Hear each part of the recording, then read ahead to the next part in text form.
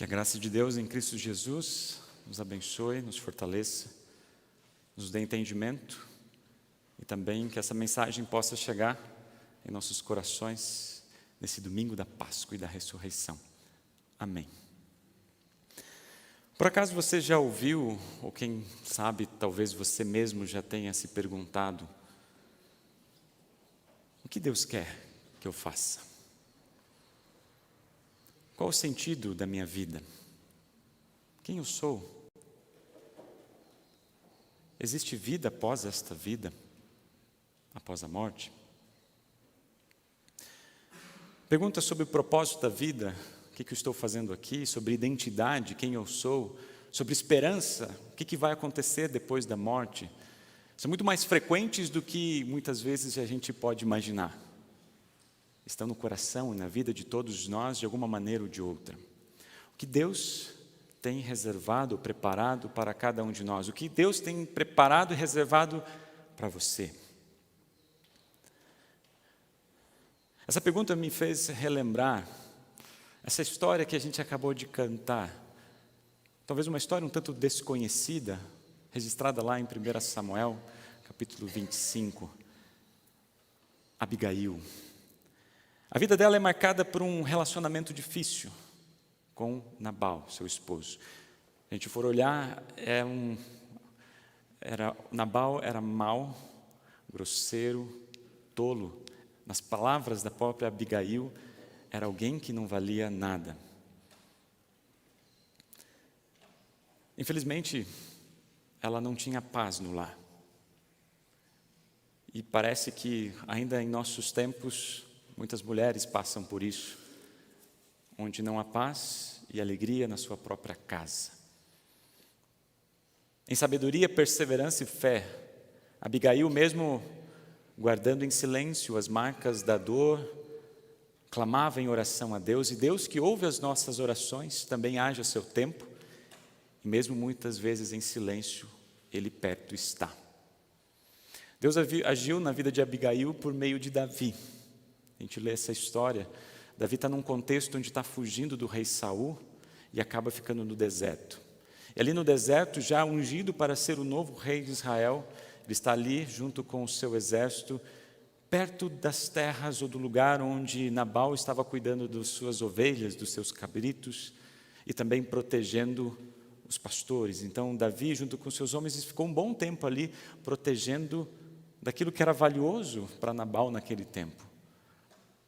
Chegou o período da tosquia, período onde era o momento de tirar toda a lã das ovelhas, é um período de festa, um período de hospitalidade. Davi envia alguns dos seus homens para falar com Nabal, e ele foi rejeitado. Quem é Davi? Não valorizou aquilo que Davi havia feito, não foi sensível diante daquilo, mesmo com o pedido para que ele fosse sensível e compartilhasse um pouco de alimento com eles. Nabal desprezou os mensageiros, mandou-os embora e foi festejar.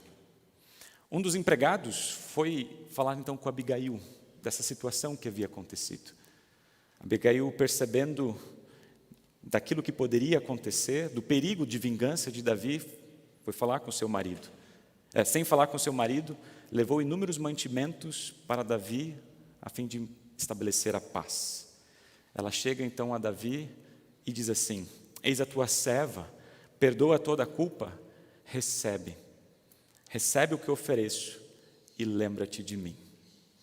A gente vai saber na história que Davi aceitou a oferta e perdoou Nabal. Algum tempo depois, Nabal sofre com a ira do Senhor e ele morre. Então Davi manda alguns mensageiros para fazer uma proposta de casamento para Abigail.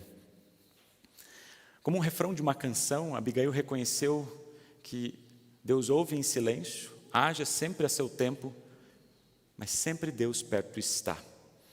O Senhor a tirou daquele lugar, dando nova vida. Agora ela tem uma história para contar. O Senhor a resgatou de todo o mal. A promessa era real. Eu fico pensando, quantas vezes Abigail não deve ter se perguntado: o que Deus quer de mim? Que vida é essa que eu estou vivendo? que Deus tem preparado para mim. Essa é apenas uma das muitas histórias que a gente poderia estar trazendo no dia de hoje. Histórias marcadas pelo pecado, pela angústia, pela dor, pelo sofrimento. Histórias registradas na Bíblia, mas também histórias registradas na vida de vocês. Quantas histórias nós hoje não poderíamos compartilhar e falar a respeito de muitas vezes que a gente se questiona: que vida é essa? Qual é a vida verdadeira? Talvez alguns dos pais, ou todos os pais, que perderam seus filhos nessa última semana, naquele atentado, naquela tragédia na creche, talvez eles estejam se perguntando: que vida é essa? Um dos relatos que eu ouvi de um dos pais disse assim: é só a graça de Deus para que eu possa continuar vivendo. É só a graça de Deus para que eu não tenha raiva daquela pessoa. O que eu quero é eu ter a lembrança das boas memórias dele. Deus ouve em silêncio, haja seu tempo, mas perto Ele sempre está. O que essas histórias, e o que elas têm a ver com a Páscoa? Como é que essas histórias que estão registradas na Bíblia, mas também estão registradas na vida e no coração de vocês, têm a ver com o domingo da Páscoa e domingo da ressurreição? Passados mais de 2000 anos, hoje lembramos o domingo da Páscoa e da ressurreição. Mas hoje, esse dia não deve ser apenas uma lembrança de que de fato Jesus ressuscitou, e de fato Ele esteve presente, de fato Ele morreu e ressuscitou. Como assim os anjos disseram para aquelas mulheres que foram embalsamar o corpo: Ele não está aqui, mas ressuscitou. O domingo da Páscoa, o domingo da ressurreição, ele vem para trazer sentido às nossas vidas, propósito àquilo que fazemos, mas vem também para restaurar a esperança muitas vezes perdida. Na carta aos Colossenses, ecoando o domingo da Páscoa, o apóstolo Paulo disse essas palavras que estão aqui registradas no versículo 4, do capítulo 3: Cristo é a verdadeira vida de vocês. E quando Ele aparecer, vocês aparecerão com Ele e tomarão parte na sua glória. A Páscoa, o domingo da ressurreição, ele dá sentido às nossas vidas justamente para nós podermos continuar vivendo. Basicamente isso, para continuarmos vivendo, mesmo em meio às injustiças que possam acontecer até mesmo dentro do nosso lar, mesmo diante das tragédias que nós vemos e que podem acontecer também na nossa vida. Mas também o domingo da ressurreição restaura essa esperança de tomarmos parte na glória do nosso Deus. De que maneira a nossa vida ganha sentido em Cristo? Se a gente olhar para o restante desse capítulo 3 de Colossenses, quando ele continua essa leitura a partir do versículo 12, ele fala assim: já que nós somos filhos de Deus, já que nós somos povo de Deus, já que nós somos batizados em nome do Deus triuno, já que nós fazemos parte dessa família da fé, ele diz assim: vistam-se. Vistam-se. E é interessante que esse termo aqui, vistam-se, recebam uma nova roupa. Não é algo que, por natureza ou em nascimento, né, a gente não nasce vestido. A gente, por exemplo, Eclesiastes: como entramos no mundo, assim também saímos, sem nada. Ou como o apóstolo Paulo diz: o que trazemos para esse mundo, nada. E o que vamos levar desse mundo, nada. Por isso, que quando o apóstolo Paulo diz aqui, vistam-se, ele está dizendo assim: vistam-se de Jesus. Vistam-se a roupa do Salvador de vocês, coloquem a roupa de Cristo. E olha só o que ele nos diz: vistam-se de misericórdia. Vistam-se de bondade. Vistam-se de paciência. Vistam-se de humildade, vistam-se de delicadeza. Cristo os vestiu com o seu amor. E a cada dia, a cada momento que nos colocamos aos seus pés, nós somos levados, movidos a vivermos de uma forma diferente. Revestidos de Cristo, vamos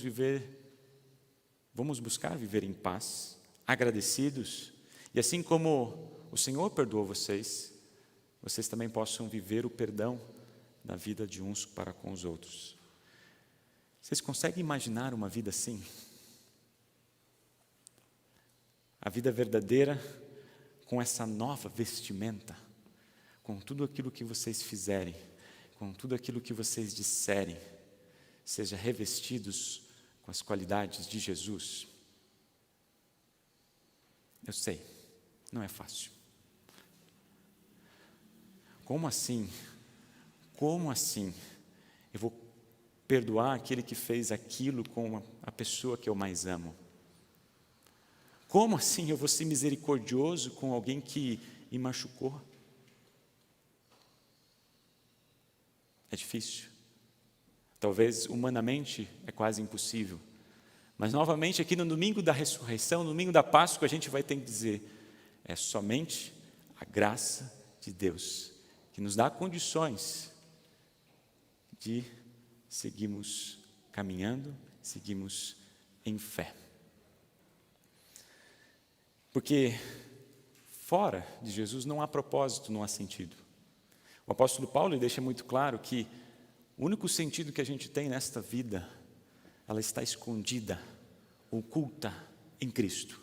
Então todas as coisas que a gente diz, todas as coisas que a gente faz, Cristo está em nós, né? Está dentro de nós, movendo a cada um de nós, porque Cristo é a verdadeira vida de vocês. Além de Cristo dar sentido a tudo aquilo que a gente fala, que a gente faz, porque a gente se veste das roupas que Ele nos dá, Cristo também restaura uma esperança que muitas vezes neste mundo nos leva a perder. Uma esperança real. Então, quando a gente olha para a segunda parte desse versículo, primeiro ele diz assim que Cristo é a verdadeira vida de vocês, e quando Ele aparecer, vocês aparecerão com Ele e tomarão parte na sua glória. Hoje, Cristo é a verdadeira vida de vocês, mas Ele pode ser visto apenas pelos olhos da fé, porque Ele está escondido em nós, através das situações que acontecem ao nosso redor, porque nós nos vestimos das qualidades que Ele nos dá. Mas vai chegar um dia, quando Ele retornar em glória, que nós tomaremos parte da sua glória. O que o apóstolo Paulo está falando? O que significa tomar parte na glória de Deus, na glória do Senhor? Mas antes de falarmos da ressurreição do corpo, eu acho que é importante a gente refletir brevemente sobre a finitude das nossas vidas. A gente sabe que o salário do pecado é a morte. É o último inimigo a ser vencido. Deus se entristece quando vê morrerem um dos seus filhos, porque não nos criou para a morte. A morte pode nos separar do convívio das pessoas, mas não pode nos separar do amor de Deus. A morte pode rasgar a nossa carne, mas ela não nos deixa sem esperança. Deus não nos deixa sem esperança, porque a vida com Cristo é uma vida com esperança. E essa esperança está registrada nas páginas da Bíblia, está registrada nos credos que a gente confessa, está registrada nos testemunhos dos cristãos que vieram então após serem levados à fé. Essa mensagem está na boca e no coração de todos nós. Em termos bíblicos, a gente pode resumir essa esperança em já e ainda não.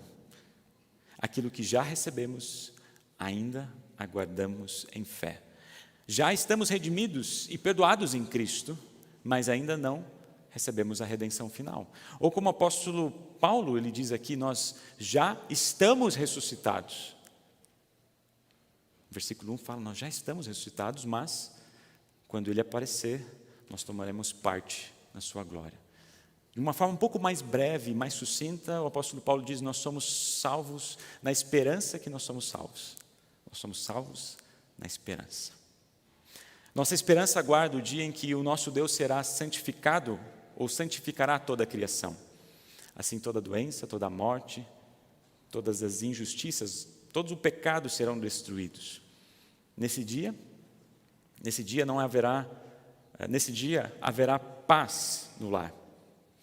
E as mulheres não serão injustiçadas. Não haverá brutalidade com pequenas crianças. Não haverá fome, não haverá guerras, não haverá perseguição. Porque, como diz, todas essas coisas passaram. Mas até lá nós vamos continuar vivendo as dores deste mundo. O pecado, a realidade e a maldade humana. Nós somos salvos na esperança. E Cristo é a nossa esperança. Porém, muitas vezes, ouvimos, quando a gente fala sobre esperança, às vezes alguns dizem, eu não creio que vai haver vida após a morte. A nossa vida termina aqui, acabou. Outros até dizem, não, vai haver vida após a morte, mas apenas aquela ideia de morrer e ir para o céu. Apenas uma morte, uma vida espiritual, onde a gente vai estar com o nosso espírito com Deus. Só que, como se o nosso corpo, como se esse mundo em que nós vivemos não fosse importante para Deus. Apenas a nossa alma, apenas o nosso espírito. Nós não temos como dizer biblicamente o que acontece quando a pessoa morre até a volta de nosso Senhor Jesus Cristo. Tem poucos versículos que falam desse período, quando a pessoa morre até a volta de Cristo. O que nós podemos dizer? Que estão com Cristo. O que nós podemos dizer? Que estão descansando com o Senhor. O que nós podemos dizer? Que estão em paz. Mas eu quero dizer para vocês que essa não é a nossa maior esperança. Sabe qual que é a nossa maior esperança? A esperança bíblica, ela fala da ressurreição do corpo e da vida eterna. De tomarmos parte na glória do Senhor, da restauração da criação, porque o livro de Apocalipse, ele não termina apenas com as nossas almas com Jesus, mas o livro termina, a história termina com os céus descendo aqui na terra e tendo a restauração de toda a criação, do novo céu e da nova terra, uma vida verdadeira, uma vida real, uma vida com Jesus. Hoje a vida de vocês está, como diz o apóstolo Paulo, escondida com Cristo, e por causa disso, essa vida mesmo nas dores deste mundo, ela dá propósito e sentido para vocês, porque é Cristo que dá sentido às coisas que vocês fazem. Mas um dia, quando Cristo retornar, vamos tomar parte, receber a herança prometida pelo nosso Deus, a ressurreição do nosso corpo e da vida eterna, fisicamente, numa criação real. Cristo é a verdadeira vida de vocês, uma vida que devolve sentido e propósito de quem nós somos e que nós fizemos. Por isso, vistam-se. E na verdade, não é nós que nos vestimos, é Cristo que vem e nos veste. É Ele que vem com a sua graça e sua misericórdia e nos veste com misericórdia. É a misericórdia de Jesus. Ele nos veste com a bondade de Jesus. Ele nos veste com a sua humildade, com a sua delicadeza, com a sua misericórdia, com o seu perdão. É Ele que nos veste para que todas as coisas que a gente for fazer, ou for falar, ou for agir, a gente possa dar graças a Deus, dar glórias a Deus e dar glórias a Deus e agradecer a Deus o Pai. Mas também Cristo é a verdadeira vida de vocês, que uma vida que restaura a esperança. Não apenas uma esperança de algo que nós não temos tanta certeza de como são as coisas. Deus não se preocupou muito em dizer desse estado, do momento que morre até o retorno do nosso Salvador Jesus. Mas uma esperança, a Páscoa, restaura a esperança da ressurreição do corpo, da ressurreição da carne. Assim como nós acabamos de confessar no credo apostólico. A gente não fala ressurreição da alma, não, a ressurreição do corpo e da vida eterna. Para que a gente possa viver com todos aqueles que estão e morreram, né, com Jesus. A vida que Cristo oferece, o mundo o mundo não pode dar. É uma vida plena, completa em Jesus, completa no amor. Mas sim, aqui, uma vida aos pés do Senhor. É uma vida em adoração, uma vida em gratidão, é uma vida buscando perdão. Sim, uma vida aos pés do Senhor. É uma vida que Deus age em nós, nas coisas que a gente faz, nas nossas vocações, dando sentido e propósito a tudo que a gente está fazendo. Mas é uma vida que nasce na morte, é uma vida que traz o perdão. Gente, é muito mais do que uma religião, porque é Cristo vivendo em vocês. É Cristo os vestindo com a sua sabedoria, os vestindo com o seu sentido, com seus propósitos. É Cristo restaurando a esperança da ressurreição do corpo e da vida eterna. Queridos, feliz domingo da ressurreição. Feliz Páscoa a todos nós. Amém. Nos colocamos em pé.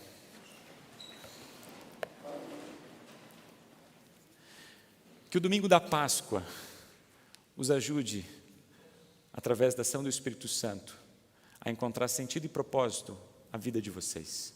Que vocês possam estar revestidos com Jesus. Mas também que o domingo da Páscoa possa os consolar diante da grande promessa que Deus nos faz, da herança eterna, de um dia tomarmos parte na sua glória. Nós já estamos ressuscitados na esperança. Amém.